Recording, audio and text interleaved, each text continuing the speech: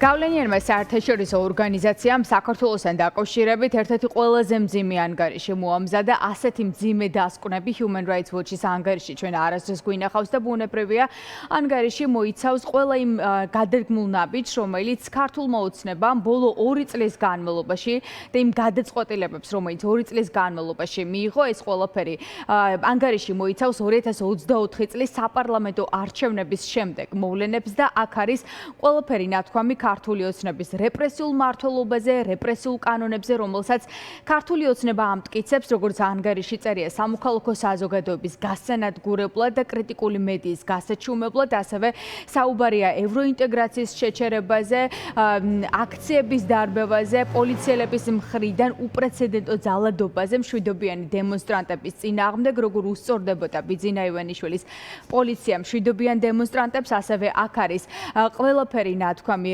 რეპრესიულ კანონებთან დაკავშირებით და იმაზეც, რომ პოლიციის მხრიდან ძალის გადამეტების ფაქტები ქართულ ოცნებას გამოძებული არ აქვს. Human Rights Watch-ი არის გავლენიანი საერთაშორისო ორგანიზაცია, რომელიც 100 ქვეყანასთან დაკავშირებით ყოველწლიურად აქვეყნებს ხოლმე ანგარიშს და აქ პირდაპირ არის ნათქვამი, რომ საქართველოში განსაკუთრებით გაუარესდა ადამიანის უფლებები 2025 წლის შემდეგ.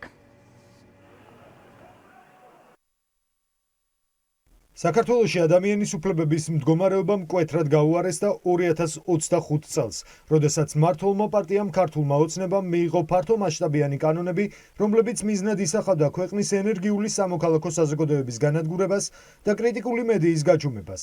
ხელისუფლება ასევე გადაჭარბებულად ჩაერია ძირითადად მშვიდობიან საპროტესტო აქციებში. ეს ზომები ეწინააღმდეგებოდა საქართველოს მიერ ადამიანის უფლებების დაცვის ვალდებულებებს, გამოხატვის შეკრებისა და გაერთიანების თავისუფლების, ასევე თანასწორობისა და დისკრიმინაციის აკრძალვის შესახებ. მარტში მიღებული ახალი კანონმდებლობა უცხოელი აგენტების შესახებ მოითხოვს, რომ უცხოური დაფინანსების მიმღები ორგანიზაციები და ფიზიკური პირები დარეგისტრირდნენ სახელმწიფო რეესტრში და აკისრებს მძიმე ანგარიშგების ვალდებულებებს სისხლის სამართლებრივი დევნის საფრთხის ქვეშ.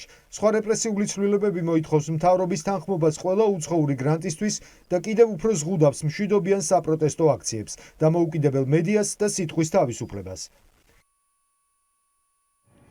საქართველომ ევროპული და ევროკავშირის გზიდან გადაუხვია, ეს წერია გავლენიანი საერთაშორისო ორგანიზაციის ანგარიში და აქ პირდაპირ არის ნათქვამი, რომ საქართველო მხოლოდ სახელობითად არის ევროკავშირის წევრი ქვეყანა.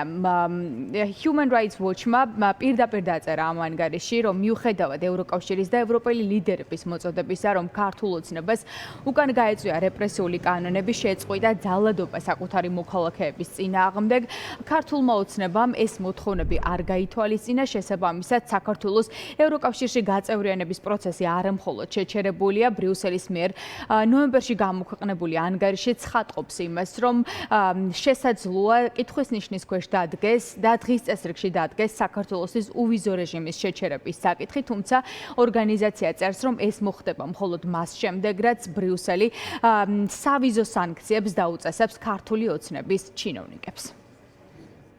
ევროკავშირმა და მისმა წევრმა სახელმწიფოებმა ეს უკუსლად დაგმეს, როგორც ძირითადი უფლებების დარღვევა და გაიხსენეს, რომ საქართველოს გაწევრიანების პროცესი ფაქტობრივად შეჩერებულია. მათ მოუწოდეს საქართველოს შეეცვალა რეპრესიული ზომები და გაეუქმებინა რეპრესიული კანონები. იანვარში ევროკავშირმა შეაჩერა უვიზო მიმოსვლა ქართული დიპლომატიური და სამსახურეობრივი პასპორტების მფლობელებისთვის. ევროკავშირის რამდენიმე ქვეყანამ ასევე დააწესა მოგზაურობის აკრძალვა მთავრობის მაღალი თანამდებობის პირებისთვის.